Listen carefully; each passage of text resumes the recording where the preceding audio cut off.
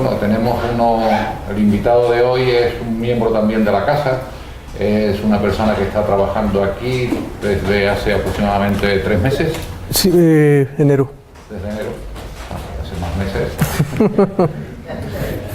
Y que él es mexicano, ha venido precisamente de la Universidad de Guadalajara, tiene ahora mismo un contrato postdoctoral por 2 años aquí, trabajando en el grupo de nebulosas planetarias. Como veréis, pues es una de las cosas que nos va a hablar hoy de la forma en que mueren las estrellas.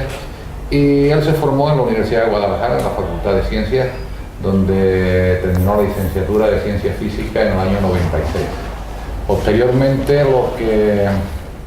se dedicó a la enseñanza secundaria y a la enseñanza en preparatoria, que es, digamos, una fase de la enseñanza previa a la universidad en el sistema curricular mexicano. Y estuvo allí aproximadamente hasta 2008, donde empezó una maestría, un máster en la Universidad de Guadalajara, donde ya se enfocó en física también, pero ya casi a astrofísica. ¿De acuerdo? Posteriormente empezó su tesis doctoral también en la Universidad de Guadalajara, donde ya hizo la tesis doctoral sobre nebulosas planetarias. Tuvo contacto con Martín Guerrero, precisamente esta persona que acaba de llegar ahora, que es el jefe del grupo donde él trabaja, y estuvo aquí en 2012, por un año. Bueno, no lo debimos tratar muy mal porque ha vuelto. Y ahora ya, como digo, está por los próximos 2 años. Él es especialista principalmente en la observación infrarroja de estos objetos. Como ya hemos visto aquí, sobre todo los que sois más habituales, el universo es visible, o sea, el universo emite, mejor dicho, en cualquier longitud de onda del espectro electromagnético, desde los rayos gamma, los más energéticos, hasta las ondas de radio. Hasta hace muy poco tiempo, hasta que no hemos sido capaces de poner telescopios en el espacio, había muchas longitudes de onda que nuestra atmósfera las tapaba, no podíamos verlas, es decir, teníamos una visión del universo muy limitada, principalmente lo que ven nuestros ojos, que es el óptico, un poco de radio y el infrarrojo cercano. Eso era, digamos, lo que principalmente veíamos. Hoy en día somos capaces de ver absolutamente todo el espectro porque tenemos detectores capaces de detectar fotones de alta y baja energía y porque tenemos la capacidad tecnológica de saltar nuestra atmósfera y poner los telescopios dentro de nuestra atmósfera. Él precisamente trabaja con infrarrojo. El infrarrojo cercano sí se puede observar desde la Tierra, pero lo que llamamos el infrarrojo medio ya también lo absorbe nuestra atmósfera. Por lo tanto, él principalmente lo que hace es trabajar con las observaciones infrarrojas desde el espacio. Hay muchos telescopios espaciales en los que, digamos, detectan el infrarrojo y que hoy en día, gracias a Dios, la mayoría, por no decir el 100% de la investigación que hacemos en astronomía y de los datos que obtenemos son datos libres para cualquier persona. Es decir, casi desde el primer momento en que se toman los datos, esos datos son accesibles no digo ya a cualquier astrónomo, sino casi a cualquier persona. Basta con registrarse y poder, digamos, acceder a los datos. Hoy en día se puede hacer astronomía casi desde cualquier sitio del mundo, con tal de tener un ordenador conectado a internet. Y financiamiento para comer. Y financiamiento para comer, evidentemente eso es. Pero si uno ya tiene su propia manera de ganarse la vida, digamos, puede hacer astronomía desde eso. Bueno, y eso es, digamos, lo que hoy nos va a contar él, que es un poco las últimas fases de la muerte de las estrellas. Creo que para indicarnos cómo mueren las estrellas, primero nos dirá un poco cómo nacen y después me imagino que nos dirá qué tipo de vida llevan y cómo acaban muriendo, dependiendo pues de una serie de características que no voy a desvelar. O cuando quiera, Alejandro. Bien, gracias. Hola, buenas tardes. Noches diría yo, pero aquí no son noches, todavía hay mucha luz. Como dice Emilio, mi nombre es Alejandro. Les voy a hablar de este tema. En cualquier momento que ustedes tengan una duda, no tienen que esperar al final. Me pueden decir, oye, tal cosa, y me preguntan, ¿no? Con total confianza. Y efectivamente, bueno, pues vamos a comenzar a ver que una estrella, en realidad una estrella no vive ni muere, ¿no? Una estrella es un objeto no vivo, pero tenemos la costumbre de decir que viven y mueren. Entonces vamos a ver el tema. Y primero, lo que muchas veces llega a sorprender a algunas personas es que la estrella y el Sol, en realidad son dos formas de llamarle al mismo objeto, ¿no? El Sol es una estrella y todas las estrellas también son soles. Y es algo que a primera vista nos parece un poco extraño, porque vemos que el Sol es un objeto bastante grande, ¿sí?, que emite un montón de luz. Y por ejemplo aquí en Andalucía el Sol nos está achicharrando todo el tiempo, ¿no? Vamos caminando y sentimos calor, calor, calor. Y sin embargo con las estrellas no sentimos lo mismo, pero son la misma cosa, ¿no? Entonces, ¿cuál es la diferencia? Pues la diferencia principal entre el Sol y las estrellas es que el Sol lo tenemos aquí cerca, ¿no? O cerquita, como decimos nosotros, mientras que las estrellas están muy lejos, ¿no? Entonces la cantidad de radiación que nos llega del Sol y de una estrella es muy diferente debido a la distancia, pero en realidad son la misma cosa. Aquí podemos ver más o menos que tendríamos lo que sería un Sol, ¿sí?, y una estrella en la parte de abajo. Ahora, ¿qué hay con las distancias? Resulta que el Sol está bastante cerca. La luz que nos llega del Sol tarda en llegar solamente 8 minutos. Está como a 150 millones de kilómetros. Mientras que la estrella más cercana está a una distancia de 4.3 años luz. Esto es 283.000 veces más lejos, ¿sí? Recordad que un año luz equivale a 9.5 por 10 a la 15 metros. Eso quiere decir que serían ¿cuántos? Serían en 6 millones, en 12 billones y luego 3 más para 15, serían 1000 billones de metros, o sea, ¿qué? 1 billón de kilómetros, ¿no? Es un montón de distancia. Bueno, esa es la diferencia principal. Y bueno, no se supo, sino que se sospechó que estrellas y soles eran lo mismo, entonces llegó la pregunta, ¿por qué brillan? ¿Sí? Entre las primeras explicaciones de por qué brillaban las estrellas, pues vino lo de la combustión, ¿no? Una combustión común y corriente, digamos como cuando ustedes ponen la paella y se quema, ¿sí? Resulta que si ustedes tuvieran una paella gigante del tamaño del Sol y se comenzara a quemar, o carbón del tamaño del Sol, alcanzaría para varios miles de años, ¿sí? Pero resulta que esos varios miles de años no son suficientes para explicar lo que vemos en la Tierra. La Tierra ha tenido vida durante mucho tiempo y entonces la combustión no da para tanto. Bueno, entonces la combustión no era la respuesta. Después creyeron que quizás lo que pasaba ahí es que el Sol se estaba comprimiendo y al comprimirse generaba calor y ese calor era el que generaba la energía del Sol. Bueno, resulta que ese otro método de producción de energía sí alcanza para varios millones de años, ¿sí? Pero resulta que varios millones de años, aunque pueden parecer mucho tiempo para nosotros, en términos geológicos son muy poco tiempo y entonces tampoco era suficiente. Entonces las explicaciones que había disponibles en ese tiempo, pues resulta que no se aplican, ¿no? Y seguía la incógnita, ¿de dónde llega la energía de las estrellas? Como no se sabía, pues lo que hicieron fue, bueno, pues no sabemos de dónde viene la energía, pero hay que estudiar otras cosas. Y se pusieron a estudiar otras cosas mientras. Y entre ellas se comenzaron a preguntar, bueno, las estrellas no son eternas, ¿no? Tuvieron un principio y ahora tenemos que saber de dónde llegaron las estrellas. Y resulta que una explicación es esta. Una estrella puede surgir a partir de una nube de gas y polvo. Una nube de gas y polvo, en general, no va a estar estática, sino que va a tener movimiento en todas direcciones, pero va a haber una dirección particular en la que la mayoría están girando, y entonces se va a generar como una rotación en la nube. Si la nube está rotando, van a intervenir varias fuerzas. Hay una fuerza que es la fuerza de gravedad que trata de comprimir a la nube, pero además al estar girando, las partes externas de la nube van a tener lo que llamamos coloquialmente la fuerza centrífuga, ¿no? ¿Sí? Que en realidad es la inercia. Y va a formar estas pequeñas flechitas, ¿no? Y ahora si nos acordamos de los cursos de mate, pues tenemos una flecha, tenemos otra flecha, podemos sumarlas vectorialmente y la resultante sería esas flechas rojas. Entonces, ¿qué le pasa a la nube? Pues le pasa esto, ¿no? Después de estar rotando. Eso es algo bastante común. Y si no me lo creen, les voy a mostrar esto. Inicia con una tortilla más o menos pequeña, ¿sí? Ahí está con su tortilla. Le está dando momento angular, ¿sí? Está girando, girando, girando. Conforme va girando, pues la tortilla se va haciendo cada vez más extensa, ¿no? Y más delgada también. Ahí va, ahí va, ahí va. Esto ya casi se termina. La música era espantosa, por eso no la puse. Pero ahí va, ahí va, ahí va, ahí va. Ahí se le cayó seguramente. Hizo un corte. Ahí se le volvió a caer. Pero bueno. Y al final de cuentas se ven que es mucho más grande, ¿no? Es bastante más grande. Y aquí vamos a hacer una comparación. Es cómo empezó la masa, ¿sí? Empezó chiquita y gordita y terminó muy extensa y más delgada, ¿no?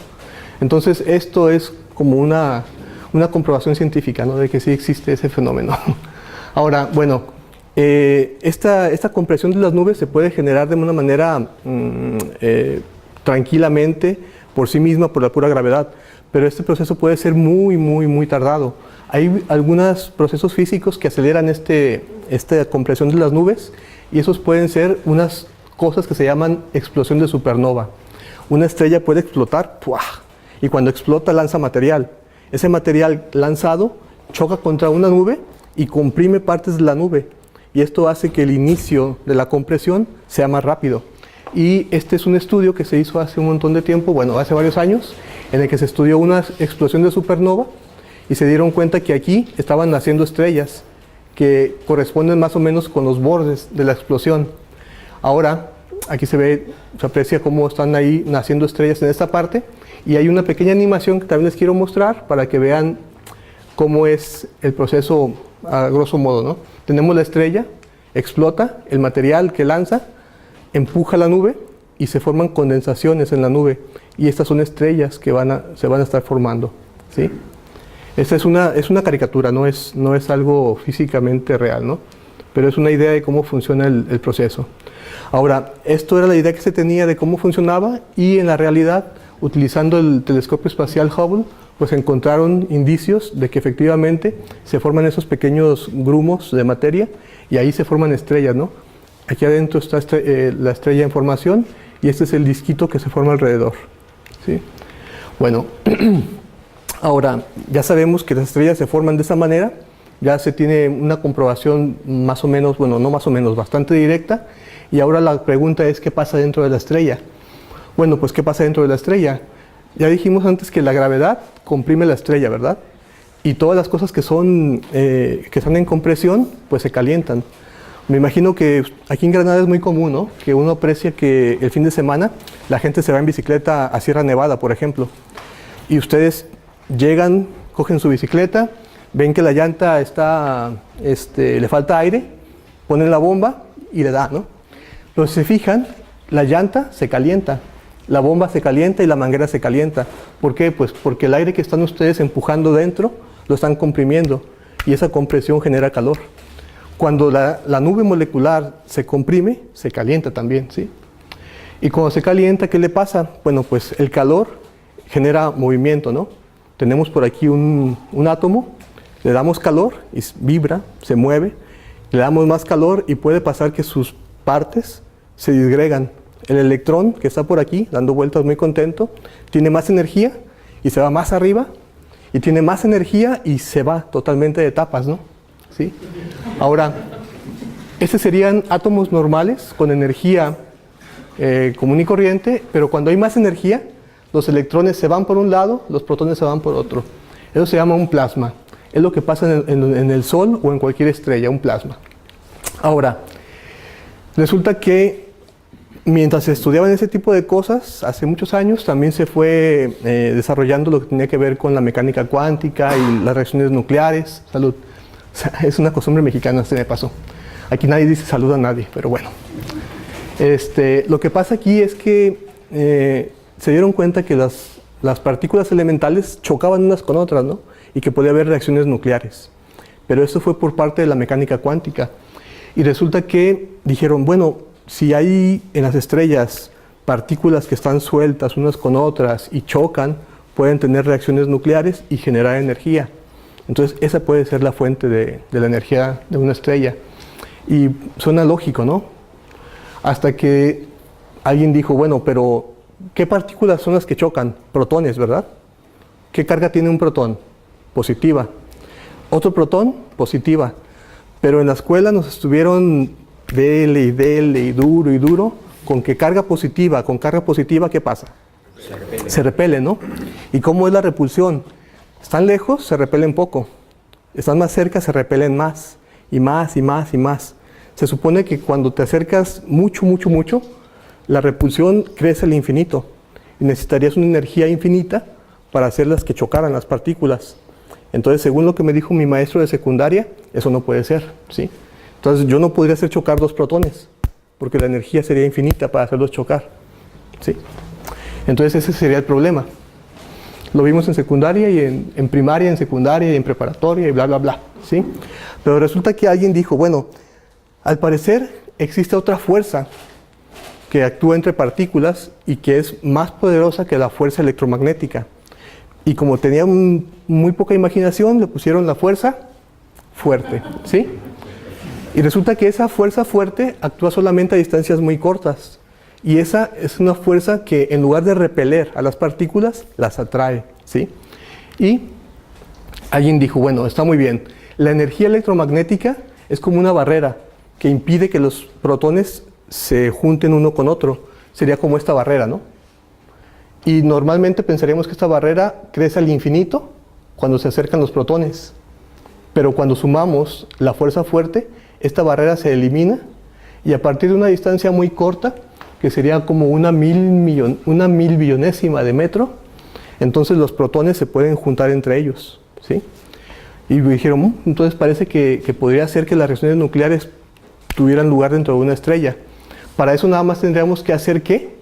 Pues hacer que el protón se acerque tanto al otro protón que brinque la barrera y pueda pasar, ¿no? Sería fácil.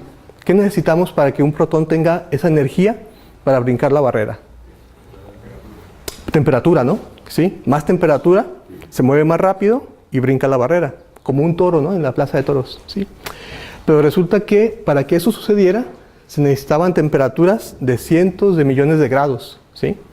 Y dijeron, bueno, si el Sol tiene cientos de millones de grados en el centro, pues los protones van a brincar la barrera, van a chocar y van a producir energía. Y todo el mundo estaba feliz y contento. Pero nunca falta el aguafiestas, ¿no? Y dijo, ¿saben qué? En el centro del Sol no hay tanta energía. Cuando mucho habrá 20 millones de grados. No hay cientos de millones de grados. Entonces, pues se cayó el teatrito, ¿no? No se podía. Ay, ¿dónde quedó? Entonces la temperatura no daba para tanto. Entonces, ¿qué pasó? Bueno, pues la temperatura se necesitaban cientos de millones de grados. Nada más había cosas de decenas de millones. Y entonces era imposible que se juntaran los protones. Bueno, pero resulta que esta idea de que el Sol era muy débil para generar energía nuclear se pudo superar con una idea que tuvieron también los físicos. Se dieron cuenta que según la mecánica cuántica había un efecto ahí medio curioso que se llama el efecto túnel, ¿sí? Para el efecto túnel, imagínense que tienen una partícula. Los físicos son bien rarillos, ¿no? Les ponen nombres a las partículas. Vamos a llamarle la partícula omega T sub 0, ¿sale? Esta partícula omega T sub 0 tiene una cierta energía y quiere pasar una barrera de energía, pero que es más grande que la que él tiene, ¿sale? ¿Qué pasaría si yo quiero chocar con esta pared y no tengo energía para traspasarla? Me estrello y me estrello y me estrello, ¿no? Bueno, esa es la partícula omega T sub 0. Y resulta que según la mecánica clásica, quiere traspasar esa barrera de energía, pero no le alcanza. Entonces, ¿qué es lo que sucede? Se estrella y para atrás, ¿no? Pero resulta que según la mecánica cuántica, existe algo muy curioso que se llama el efecto túnel, que aunque esa partícula omega T sub 0 no tenga la energía suficiente para romper la barrera, hay una cierta probabilidad pequeña de que la traspase, ¿sí? Sería como si yo lanzara mi láser y por azares del destino atravesara la pared y cayera allá abajo, ¿sí? Eso no podría ser posible, pero en mecánica cuántica hay una probabilidad chiquitita de que suceda. Y resulta que, bueno, cuando hicieron los cálculos y vieron que es cierto, la mayoría de los protones no tenían energía para chocar unos con otros, pero unos cuantos tenían la probabilidad de hacerlo, vieron que los números ajustaban perfectamente bien y se dieron cuenta que sí, que las reacciones nucleares eran la fuente de energía de una estrella, siempre y cuando tomáramos en cuenta el efecto túnel, ¿sí? Y bueno, ahí ya todo el mundo supo cómo funcionaba la estrella y todo el mundo feliz, ¿no? Ahora, muy bien. El problema siguiente fue, bueno, ¿y qué reacciones hay dentro de la estrella? ¿Sí? Porque se dice que hay reacciones, pero no cuáles. La primera es la cadena PP.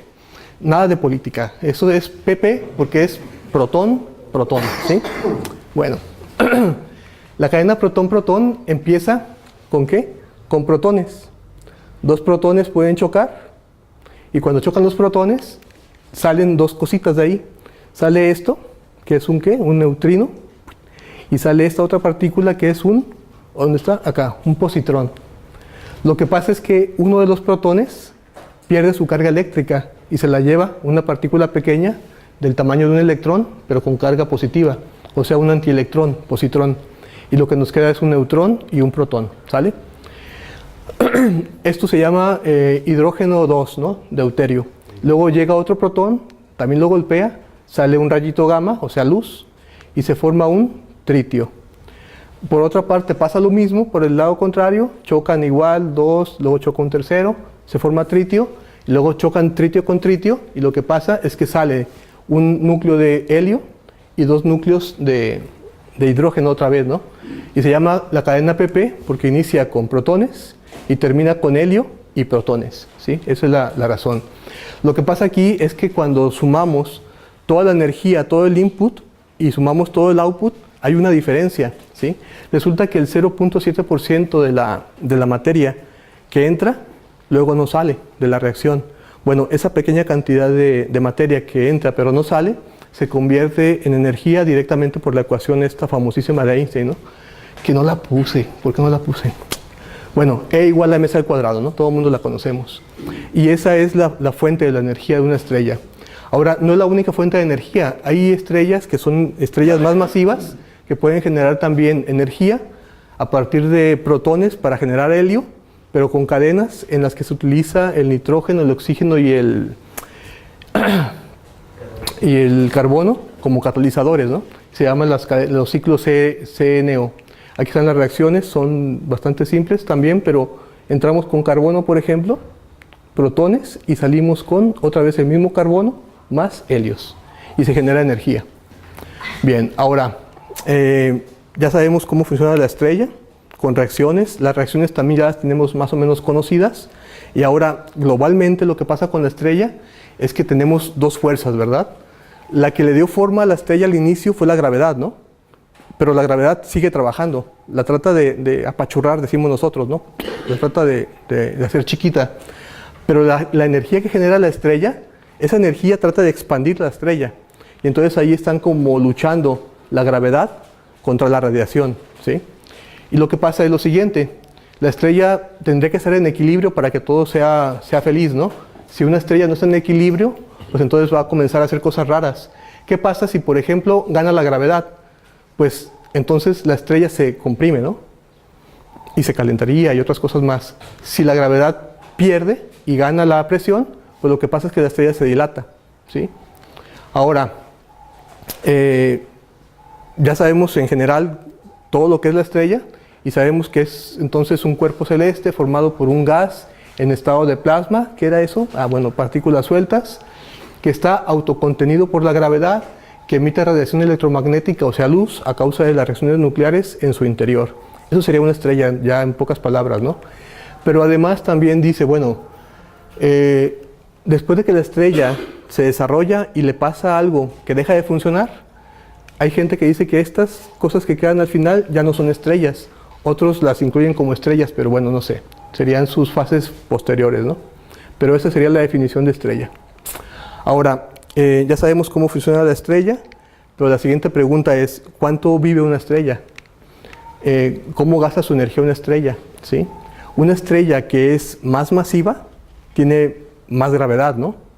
O sea, una estrella que tiene, no sé, 100 veces la masa del Sol, pues genera mucha más gravedad, y para soportar esa gravedad, ¿qué tiene que hacer? Pues producir más energía, ¿no? Y entonces su reserva de energía se la va a terminar a un ritmo más veloz. Una estrella que tiene poca masa genera poca gravedad y requiere poca energía para contrarrestar la gravedad, ¿sí? Entonces resulta que dependiendo de la cantidad de materia que tenga una estrella, las tasas de gasto de energía son diferentes. Y da la casualidad, no, da la física, que las estrellas más masivas tienen que gastar más energía, pero mucha más energía, y por lo tanto terminan más rápido su existencia que las estrellas con menos masa, ¿sí?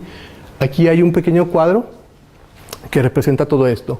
Las estrellas se pueden clasificar en este sistema que tiene nombres, ¿no? Estrellas tipo O, B, A, F, G, K y M. No es ni alfabético, ni el orden del teclado, ni nada, ¿no? Hay un montón de letras. Ahora, las estrellas tipo O son estas, son las más grandes. Su temperatura en la superficie es de 40.000 grados, ¿sale?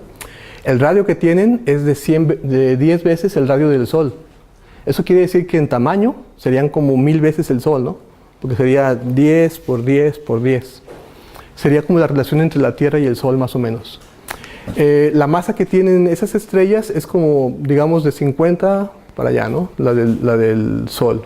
La luminosidad que tiene que generar para mantener su equilibrio es la de 100.000 soles. O sea, genera energía a lo bestia, ¿no?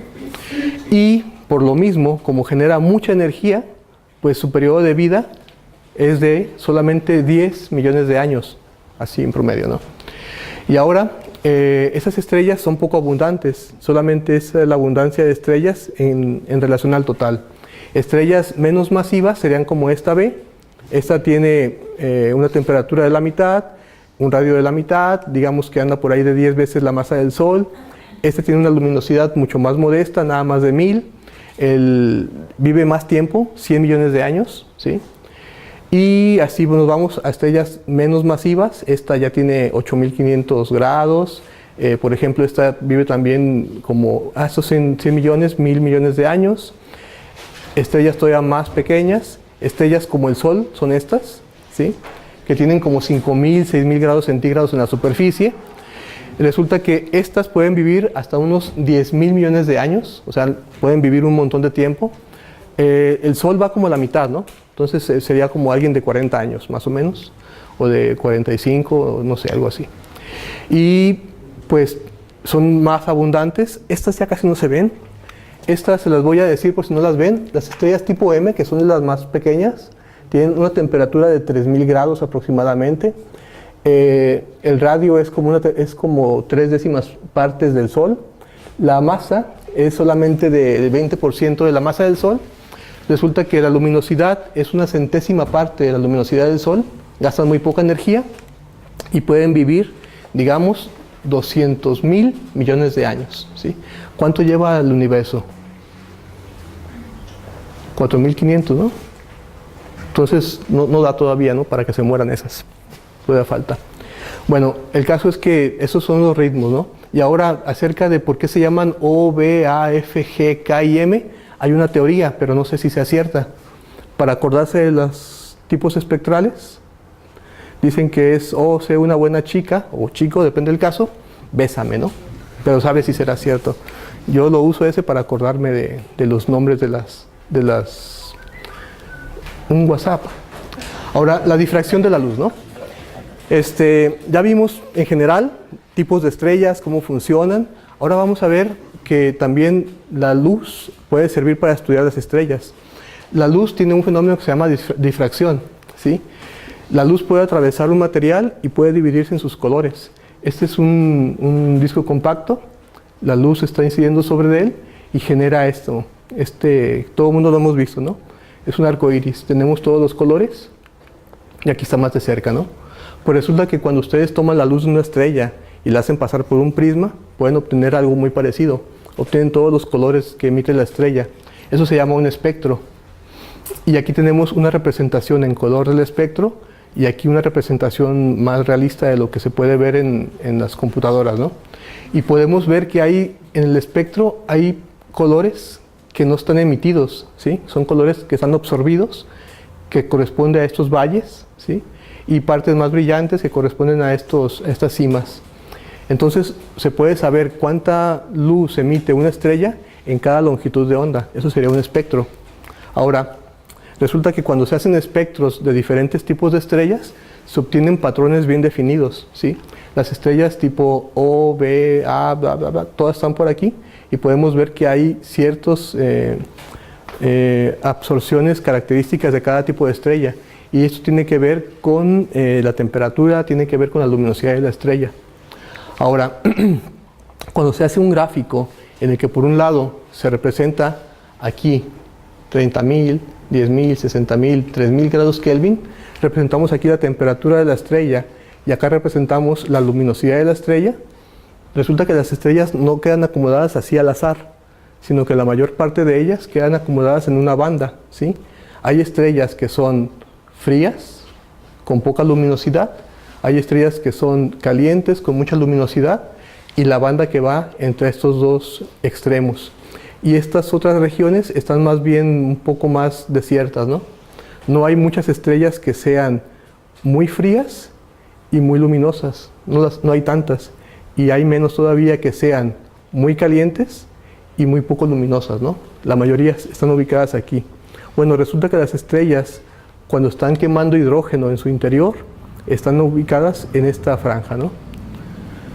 Ahora, ya que hemos visto más o menos cómo se producen, cómo viven, ahora sí vamos ya a la parte realmente de la plática, ¿no? Cómo mueren las estrellas. Y vamos a dividirlas en rangos de masa. Las de masa más pequeña, las de masa intermedia y las de masa grande. Primero estas, que serían masas entre el 10% de la masa del Sol y la mitad de la masa del Sol, ¿sí?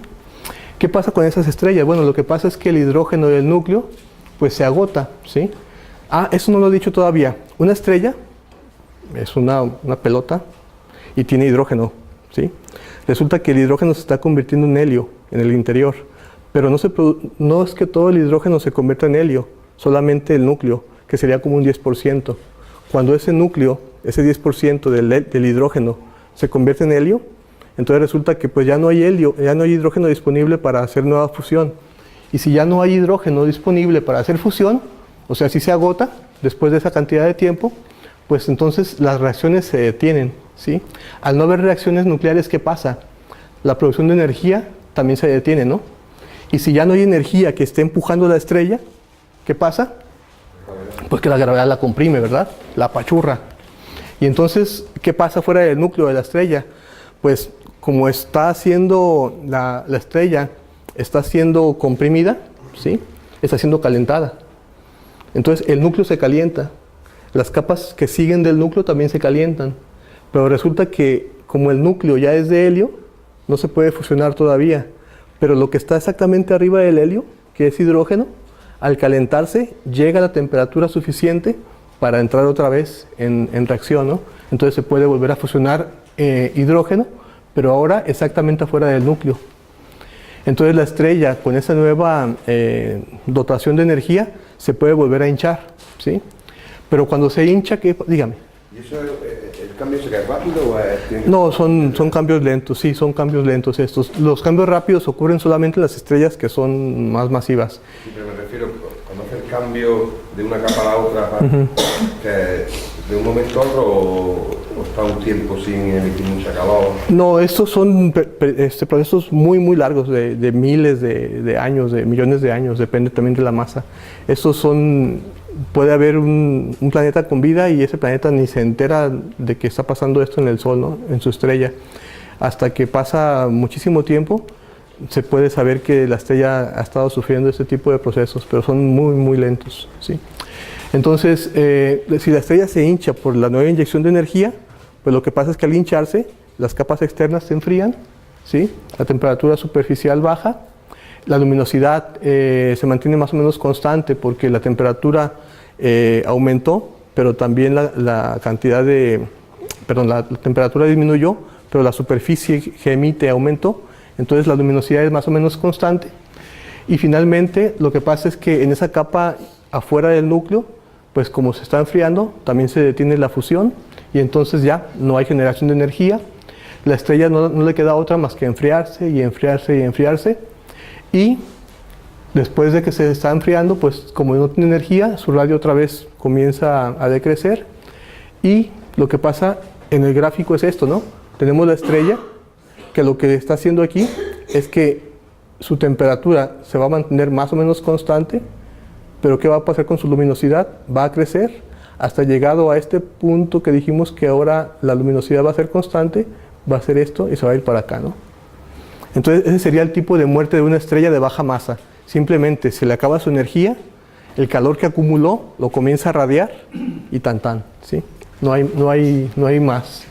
Ahora, estrellas de masa intermedia, ¿no? Estrellas con una masa de la mitad del Sol, digamos, y hasta 8 veces la masa del Sol, ¿sí? Así aprox. ¿Qué pasa ahí? Bueno, pues la estrella quema su hidrógeno en el núcleo, ¿sí? Y luego después de esto, lo hace también en las capas más externas. La temperatura del núcleo puede llegar a 100 millones de grados y entonces el helio que se acumuló en el centro de la estrella pues alcanza tanta temperatura que ahora el helio también se puede comenzar a fusionar.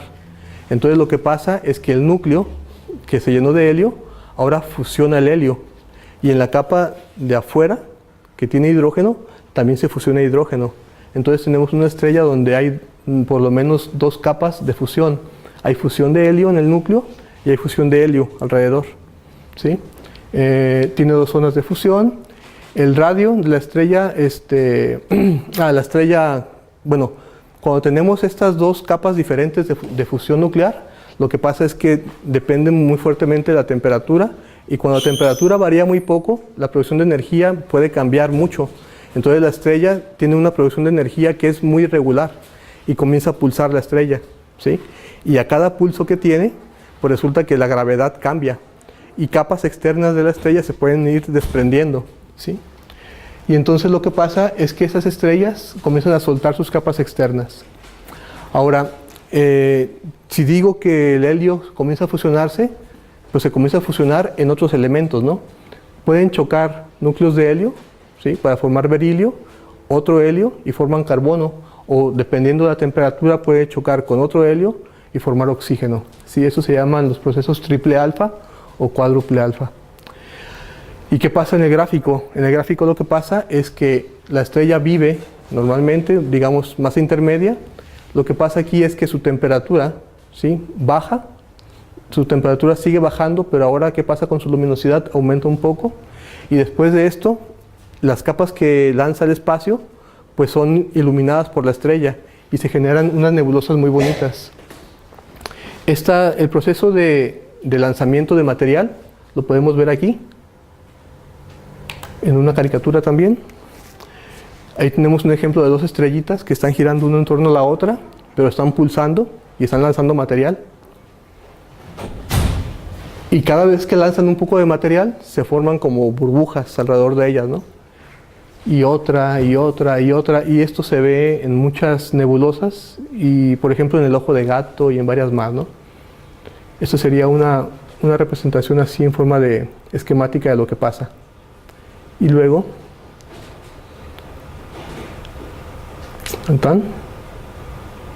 ahí está.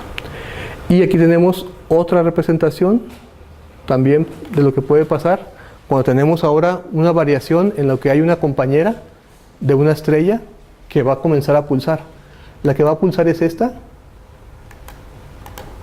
y tiene una estrella compañera. La estrella se hincha. Cuando se hincha, parte de su masa se transfiere a la otra estrella, se sigue hinchando, prácticamente se traga a su compañera. Y cada que suelta material, este material se ve afectado por el movimiento en conjunto de las 2 estrellas y el material puede salir expulsado de manera que le llaman bipolar, ¿no? Y puede formar este otro tipo de distribución en las nebulosas. Y las nebulosas pues tienen formas muy variadas, ¿no? Pueden ser más simples, ¿sí? que parecen simples, o pueden ser mucho más complicadas con eyecciones bipolares, o puede haber unas que tienen eyecciones en varias direcciones también, que muestran eyecciones en varias direcciones diferentes. La diversidad es muy grande, ¿sí? Ahora, si recordamos que el Sol está dentro de esta categoría, bueno, pues podemos hacer como un panorama del Sol, ¿no? El Sol nació en cierto momento, ¿sí? Y va a llegar una fase en la que se haga gigante roja y luego nebulosa planetaria. Y después de eso no le queda más que enfriarse. Bueno, pues desde que nació hasta el punto en que se haga una gigante roja, se espera que pasen unos 10.000 millones de años. Y ahora estamos aproximadamente a la mitad del camino, ¿no? De todas maneras, cuando estemos por aquí, ya la temperatura que va a tener el Sol va a ser tanta que la vida en la Tierra va a ser imposible, ¿no? Pero bueno, no importa. Ahora, sí, no importa porque no vamos a estar aquí, ¿no? Ya nos fuimos a otro lugar, ¿no? Seguramente. O ya nos extinguimos o lo que sea. Bueno, yo no voy a estar. Se llaman planetarias, ¿verdad? Pero no tienen nada que ver con los planetas. Lo que pasa es que en el siglo XVII, cuando se descubrían las planetarias, también se descubrían los planetas. Y resulta que las imágenes que tenían de las planetarias era como esta. Y las imágenes de planetas eran como este. Entonces de ahí venía la similitud de forma. Y por eso se llamaron nebulosas planetarias. Pero nada que ver, ¿no? Bueno. Ahora, ya vimos las de masa baja y masa intermedia. Ahora masa alta. Entre 8 y 30 veces la masa del Sol.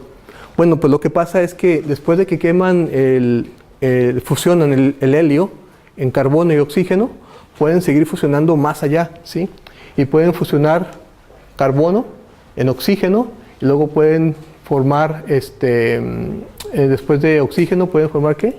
Neón, sodio, magnesio, bla, bla, bla, bla. Y las que empiezan con oxígeno pueden seguir con estas reacciones nucleares. Y entonces se generan nuevos elementos químicos en las estrellas, ¿sí? Y lo que pasa ahora en las estrellas masivas es que va a tener diferentes capas en las que se van a estar produciendo reacciones nucleares. En el centro se están fusionando los núcleos más pesados y hacia afuera los más ligeros. Entonces va a haber muchas capas de fusión y esto hace que las estrellas sean todavía más inestables, ¿sí? Ahora, lo que está pasando aquí es que dependiendo del material que queme una estrella, le alcanza para diferentes cantidades de tiempo, ¿no? Cuando una estrella quema hidrógeno, una estrella masiva, le alcanza para, digamos, unos 10 millones de años, ¿no? Cuando la estrella ya comienza a quemar helio, le alcanza para 1 millón de años. Cuando quema carbono, pues le alcanza para 300, ¿no? Entonces los procesos son cada vez más rápidos y aquí sí son ya más violentos. Cuando una estrella quema oxígeno, 200 días y silicio, 2 días, ¿no? Entonces son cada vez más acelerados. Bueno, pues resulta que llega un momento en que las estrellas masivas agotan el carbono, ¿sí? Después, ¿qué pasa? La presión cae, el núcleo se colapsa, la temperatura alcanza 10 a la 9, eso quiere decir que son 1000 millones de grados, ¿no? El magnesio y el silicio se fusionan y forman hierro y níquel, y cuando forman hierro y níquel, pues es cuando ya todo se desgració, porque resulta que el hierro y el níquel se pueden formar elementos más pesados que hierro y níquel, ¿no? Pero resulta que hasta que llegas al hierro y níquel, ¿qué has hecho? Tienes elementos ligeros, los fusionas y sacas energía, ¿verdad? Y luego vuelves a fusionar y sacas energía, y de ahí vive la estrella. Pero cuando tiene hierro y níquel y quiere fusionarlos para obtener nuevos elementos, en lugar de sacar energía, lo que hay que hacer es que hay que pagar, ¿sí? Hay que dar energía. Entonces, una vez que se llena de hierro y níquel y quiere fusionar nuevos elementos, pues en lugar de sacar energía de ganancia, lo que hace es perder energía. Y ahí es cuando pasa lo que se llama las mentadas supernovas, ¿no? Explotan. Ahorita vamos a ver por qué. ¿Por qué explotan? Bueno, pues resulta que se agota el material, el hierro se fotodesintegra, se dice, consume la energía, esa energía se consume por estas reacciones, ¿sí? El núcleo se colapsa, detonan todas las capas externas, pero resulta que cuando detonan las capas externas y estas se expanden, tiene que haber una reacción que compense esta expansión, ¿no? Por ejemplo, cuando yo tengo a alguien y le estoy dando unas vueltas y yo lo suelto, ¿sí? Esa persona se va a ir en esta dirección, ¿no? Pero como yo estoy haciendo una fuerza para sostenerlo, a la hora de soltarlo, yo me voy en sentido contrario. Entonces resulta que en la estrella, si las capas externas explotan, las internas tienen una implosión, ¿sí? Pero resulta que como el centro de la estrella es de hierro y es muy denso, las capas que implotan pegan contra el hierro y luego rebotan. Y entonces esto hace que haya una explosión de las capas externas y luego una implosión con rebote de las capas internas. Y al final de cuentas todo sale disparado hacia afuera, ¿no? Eso se llama un rebote. Y ahora todo depende, ¿no? Si el núcleo de la estrella tiene 1.4 veces la masa del Sol, los electrones no soportan